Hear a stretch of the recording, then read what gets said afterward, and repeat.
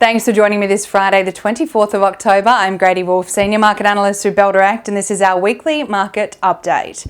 We are in the midst of quarterly earnings reports and AGM season in the US and Australia respectively. So let's dive into what results have moved markets this week and what results are suggesting about the growth prospect of earnings in FY26 so far. In the US, we saw Tesla's latest results show record sales but falling profits, revealing a company caught between short-term demand spikes and long-term uncertainty. Earnings missed expectations as buyers rushed to secure expiring US EV tax credits, suggesting future sales may slump. The loss of federal emissions credit revenue and intensifying competition from Chinese rivals like BYD add pressure to margins for Tesla. With US demand softening and profits shrinking, Tesla's outlook now hinges less on car sales and more on Elon Musk's high-stakes push into self-driving technology and robotics. Shares in the EV giant fell over 3.5% in after-hours trade on Wednesday. Streaming giant Netflix's shares also fell 9% after the company missed third-quarter earnings expectations, largely due to an unexpected $150 million tax charge related to an ongoing dispute with Brazilian authorities. While revenues met forecasts and grew 17% year on year, which is pretty strong, that was driven by subscriber growth, pricing changes and record ad sales. The earnings per share came in well below expectations at $5.87 per share compared to the expected $6.97 per share.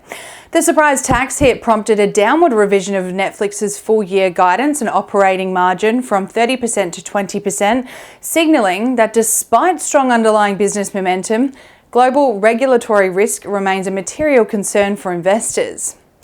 Coca-Cola reported third-quarter net revenue of around $12.5 billion US. That was up 5% year on year, with organic revenue rising around 6% as pricing mix helped offset flat volumes.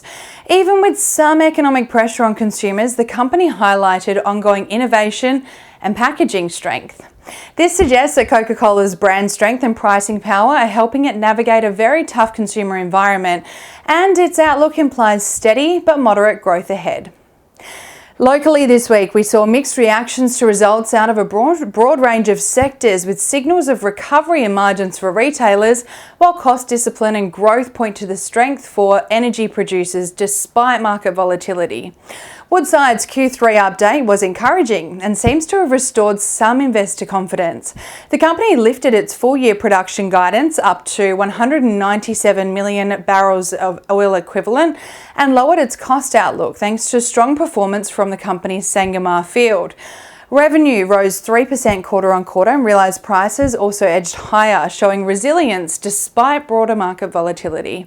Importantly, Woodside also reported strong progress on key growth projects. Scarborough is now 91% complete and on track, and the Beaumont ammonia project is nearly finished, with commissioning well underway. The positive outlook and operational momentum were well received, with the share price rising 3.2% on the day. A strong result given the broader market index, the ASX 200, was in the red that day. Homewares retailer Adairs released a trading update showing mixed but positive signs for investors. First half sales guidance was trimmed to $319.5 million to $331.5 million, but margins were lifted to 59 to 59.5% thanks to reduced discounting and stronger pricing discipline. Shares rose 8.3% as investors favoured margin strength over softer sales. Sustaining this profitability amid cautious consumer demand will be the key to maintaining momentum in FY26 for Adairs. Bell Potter maintains a hold rating with a $2.50 price target over the next 12 months on Adairs. Air New Zealand warned of tougher conditions, forecasting a first half pre-tax loss of 30 million to 55 million New Zealand dollars. Weaker revenue and rising jet fuel and leasing costs are pressuring margins despite steady travel demand. Shares fell about 1% as investors trimmed earnings expectations. Management is expected to focus on cost control and capacity optimisation though, and a stronger recovery will depend on stabilising input costs and improving yields in the second half. So far from the results and AGMs that we have seen this quarterly earnings period, the outlook is resilient for consumer spend in FY26. Margin appreciation is expected to be strong though, and that's through disciplined cost control, and pricing power is attracting investors in FY26. Locally, from Monday to Thursday, the ASX 200 posted a 0.4% slide as a slump in material stocks weighed on market gains, largely due to that slump in gold price. The winning stocks in the ASX 200 were led by Pilbara Minerals, rising 11.5%, to Beach Energy adding 10.4%, and Karoon Energy gaining 7.5%, while on the losing end, Deep Yellow and Bapcor lost 28.86% and 19.56% respectively. On the broader market index, the All Ords posted a 0.5% loss, as a 20% rise for Weebit Nano was more than offset by Bougainville Copper, diving almost 50%. The most traded stocks by Bell Direct clients this week were Zip, LGI, Arafura Rare Earths, Linus Rare Earths, and Northern Star Resources.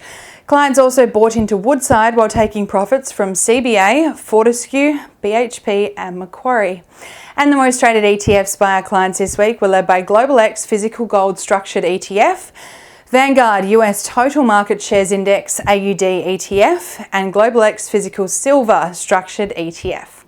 On the economic calendar front next week, we may see investors react to the Fed's latest interest rate decision, where it is widely expected the Fed will announce a quarter basis point rate cut.